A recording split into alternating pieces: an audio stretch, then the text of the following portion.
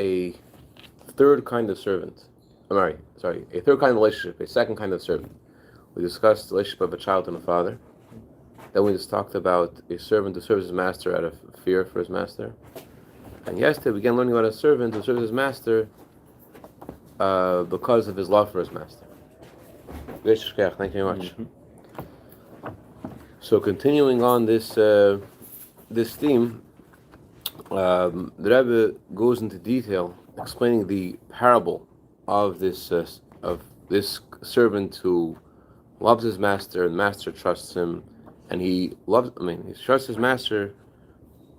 He loves his master because he understands how great his master is and what his master's the wisdom of his master. He appreciates who his master is. That's why he wants to serve his master.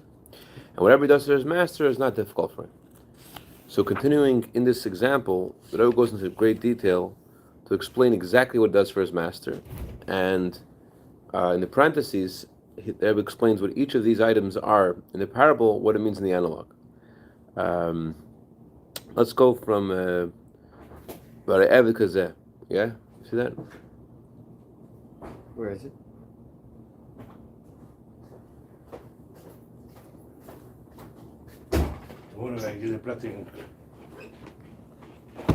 Yeah, this is all Shamus. All Shamus. Demora aí de plática. Okay.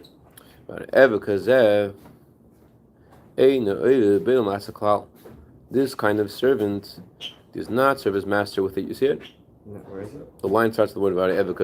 Okay. It's like five lines to the bottom. I see. This kind of servant does not serve his master with a yoke, with a burden, but with great love.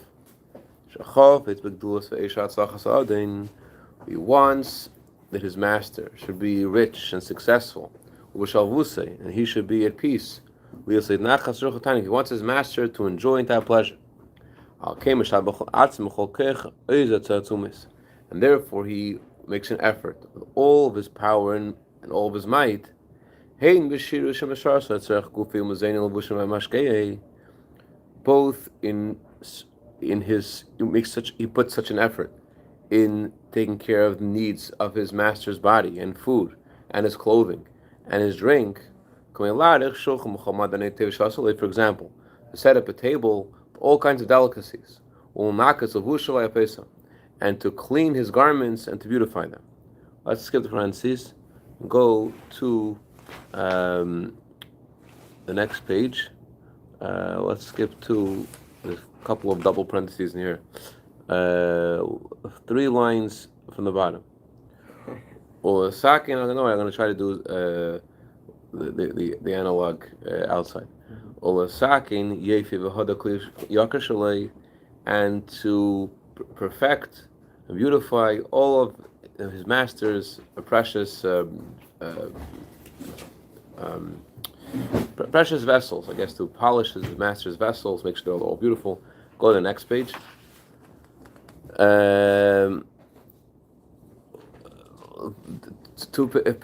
Yudalit. See 5 lines from the top, 4 lines from the top.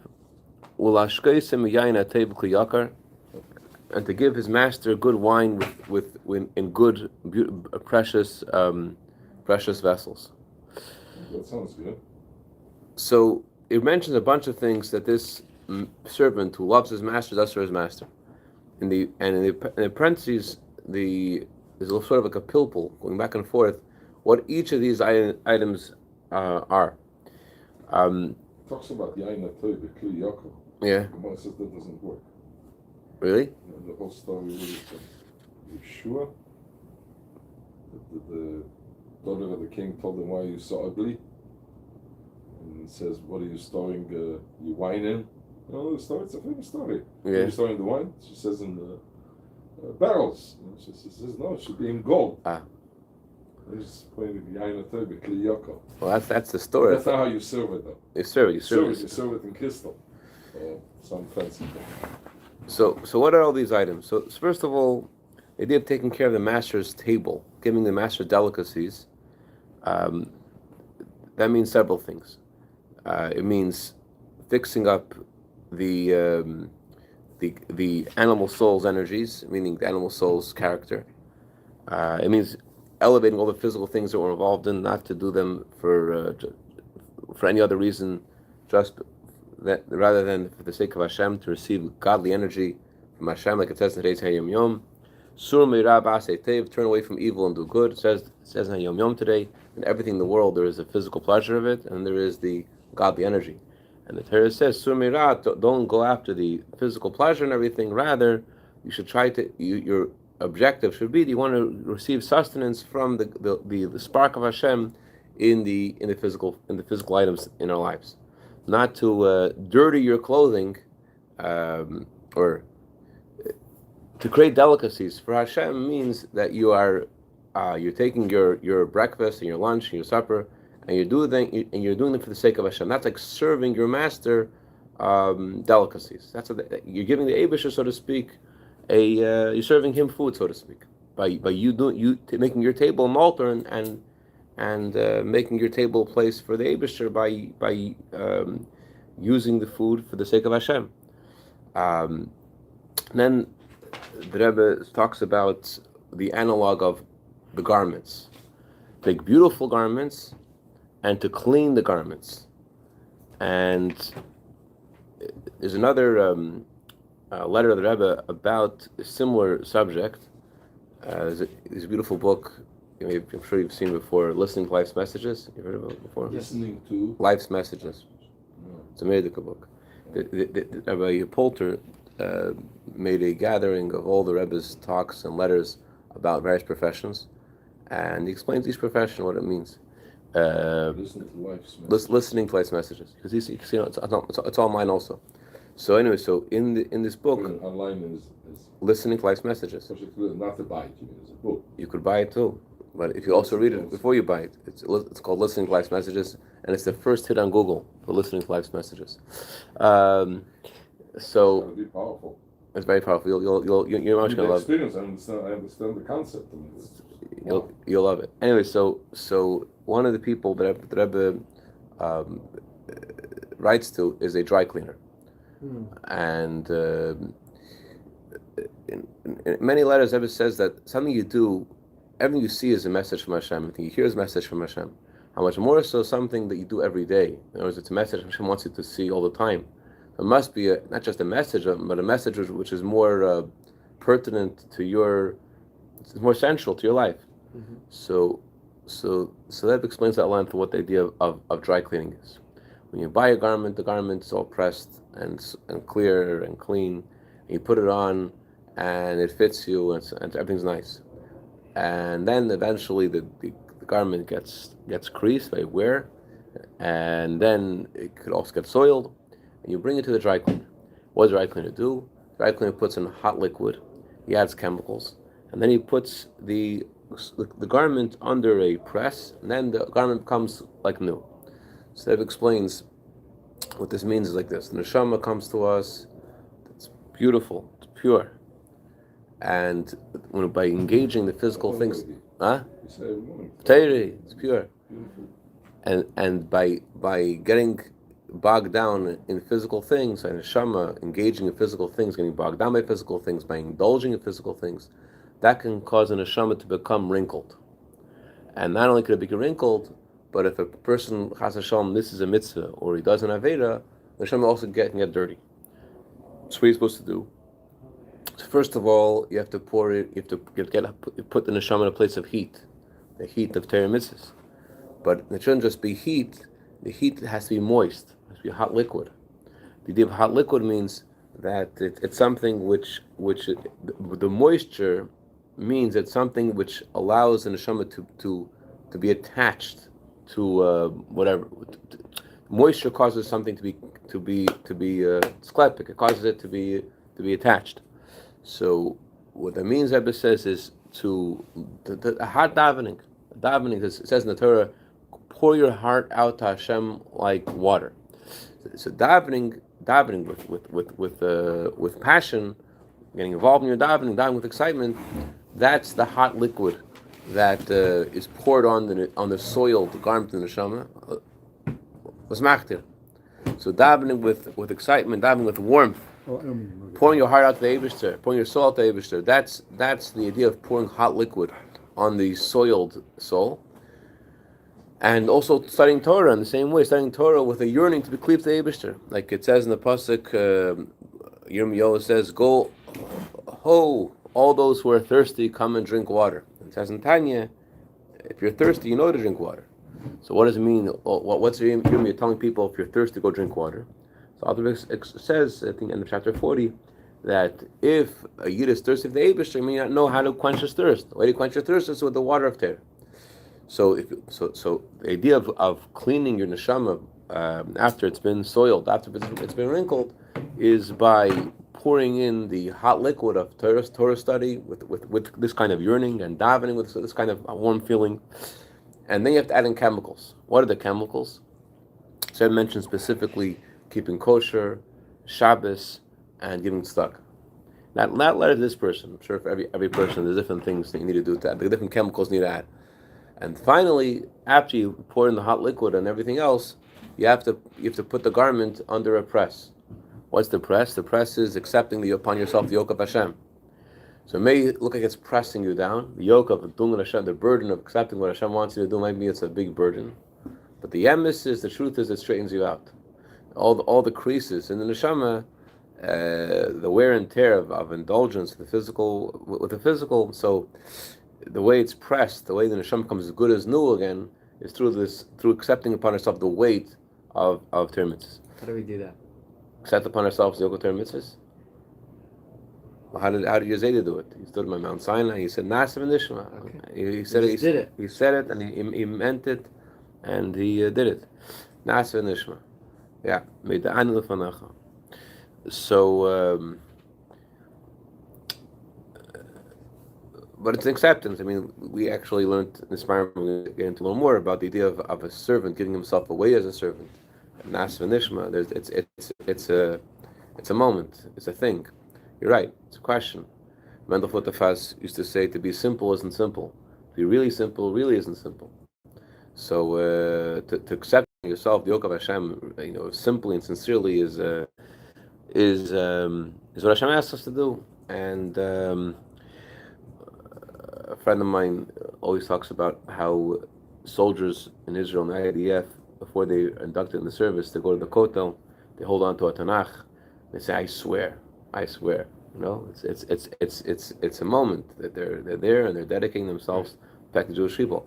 So it's the Kotzker Rebbe says in the Gemara, open up for me, Hashem says, like the eye of a needle, and I will open up for you like opening of the entrance of the Ulam, the Beis Hamikdash, which didn't have any doors, a wide entrance.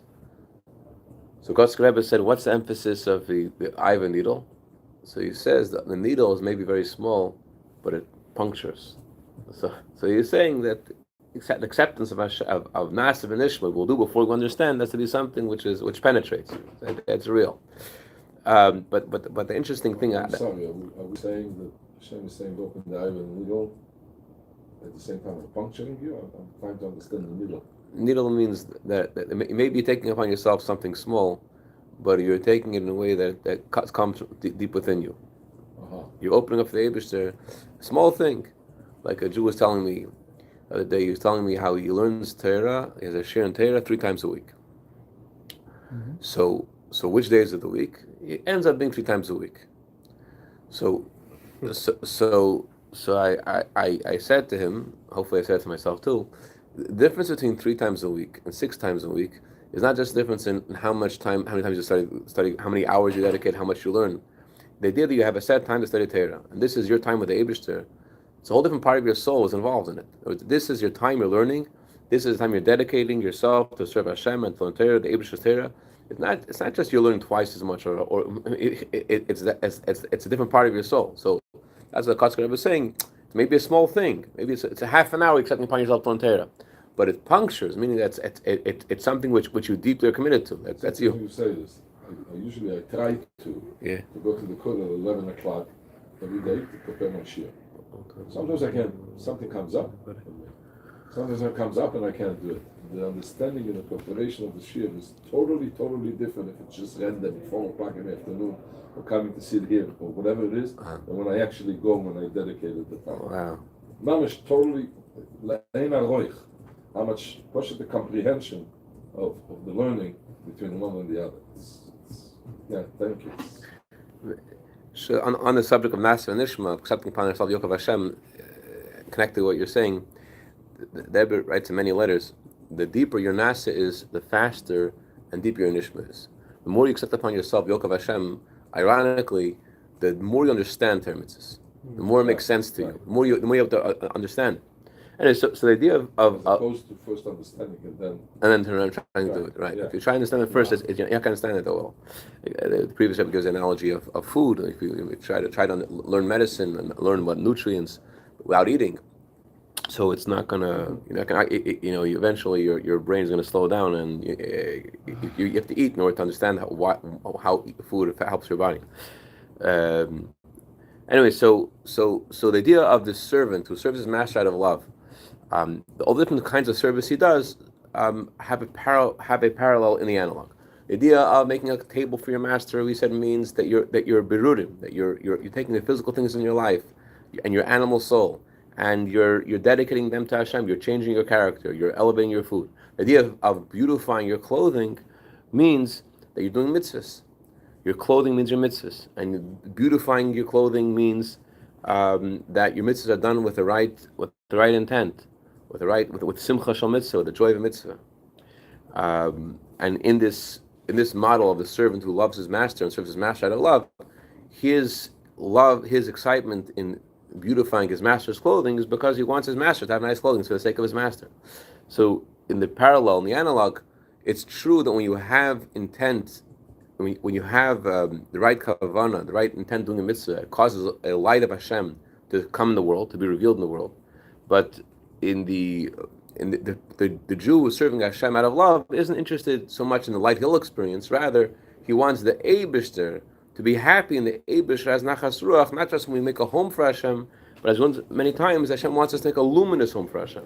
So that his excitement, the servant's excitement in making his master's clothing beautiful, which in the analog means to do mitzvahs with the right intent, and washing the garments, the Rebbe says, means to have simcha shel mitzvah. Washing the garments means that you do mitzvahs out of joy. So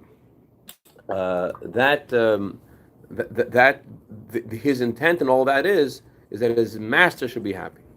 Then the Rebbe spoke about beautifying the precious items, the precious vessels of his master. What are the precious vessels of his master? So the Rebbe says the precious vessels of his master refers to the letters of Torah and the letters of prayer. The letters of Torah are compared to they're both compared to bricks, but the letters of Torah are compared to bricks, compared to stones, versus letters of prayer compared to bricks made by men. So, because words of Torah, of course, everything, even the words of davening are also godly words, but predominantly the experience of davening is your approach to Hashem. As we learned recently in Hayom Yom, that when you're davening, you're like a student by a teacher, and when you're learning Torah, rather, you're like a student by a teacher. You're trying to understand what Hashem is telling you, versus when you're davening, you're like a son by a father, and you're trying to devote yourself that which is beyond understanding. So in davening, you are using man-made bricks. You're using your own words. You're using words of Hashem. The davening is taka the Eibush wrote the davening. The words of davening are written with divine inspiration, but you're saying them from your heart, from the depth of your heart. That gives Hashem, so to speak, a beautiful beautiful vessels that the servant makes for the master, for us in our lives. What that means is we say the words of davening with the depth of our heart. That causes there to be these diamonds for Hashem. Then there's letters of Torah, which are compared to stones, which are made from heaven. So through both these the man-made bricks in davening and the God-made brick stones, God-made stones in Torah learning. Through this, we make for Hashem a precious crown. As it says in Gemara, that Malch Matat makes a crown for Hashem for the prayers of the Jewish people. When is it a beautiful crown? When the words of davening are said from the heart.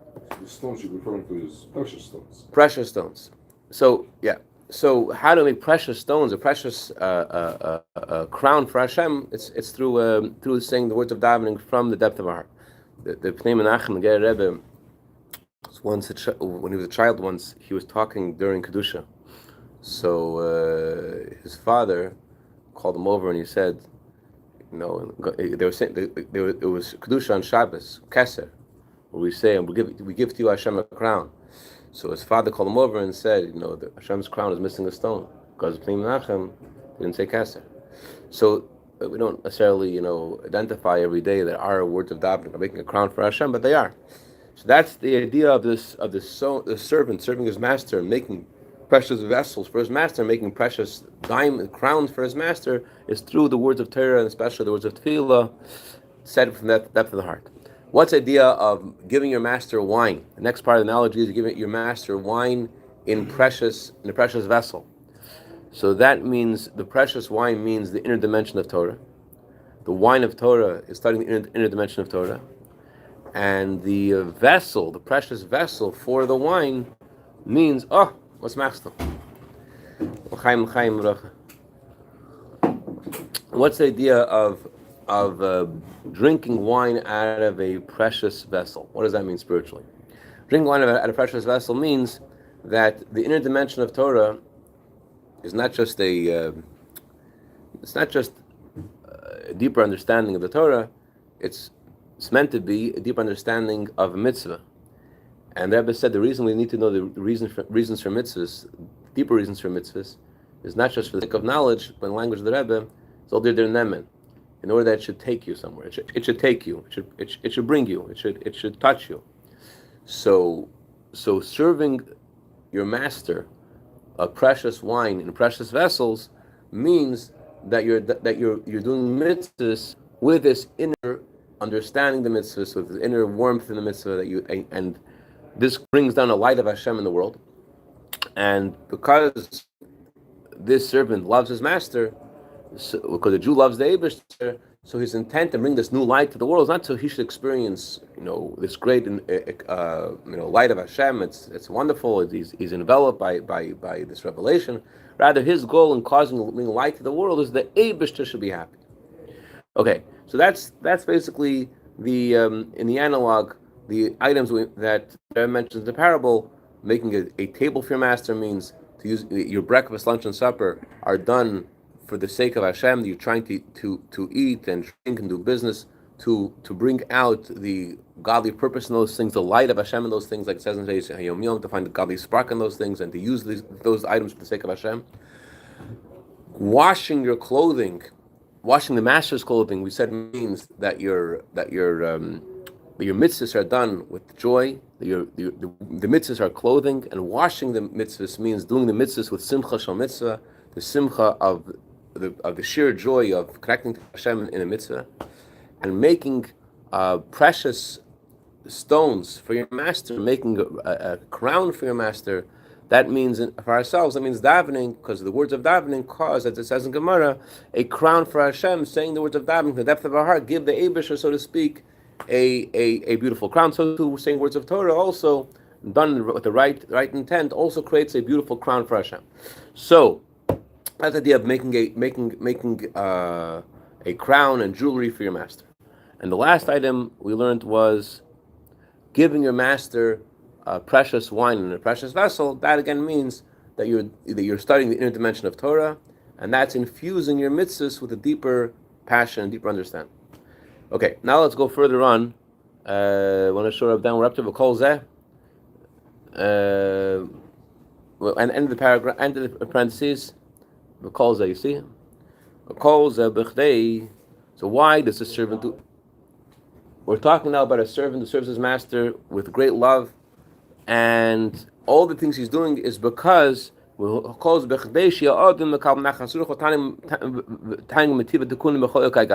he's doing all these things because he wants his master to be happy. He wants his master to have pleasure from his great efforts in all these areas. Such a precious servant, all the things he's doing, he does with pure alacrity, joy, and great pleasure. Whatever he does to cause his master happiness and satisfaction, he does with great alacrity and joy and pleasure. The servant has pleasure and joy from what he's doing. It's not a burden whatsoever. Remember, adds the word klal. There's no burden at all in what he's doing. This is because of his deep bond with great love in the core of his soul to his master. Because of this, it's not a burden for him whatsoever. Because he loves his master so much, he devotes himself to his master with all his heart and soul. That's why he became a servant. He became a servant because he loves his master so much, and with all heart and soul, and therefore the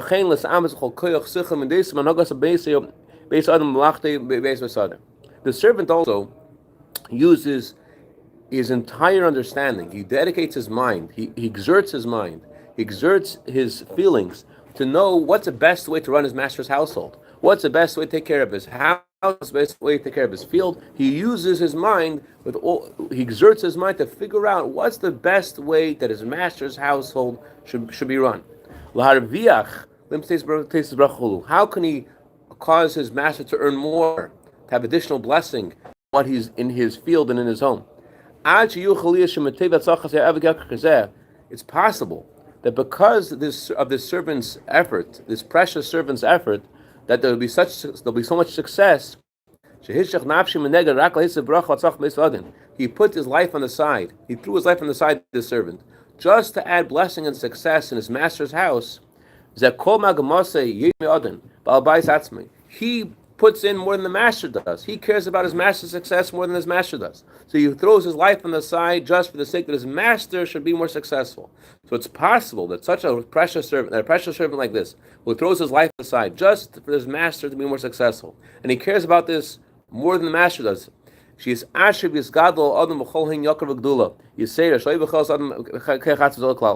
possible that the master will be so much more successful and so much richer that the master could not possibly have done this by himself. For example, like Yosef at Tzaddik, it says Yosef caused his master to be very successful, and Yosef caused his master to be blessed exceedingly. It says also about Mashiach.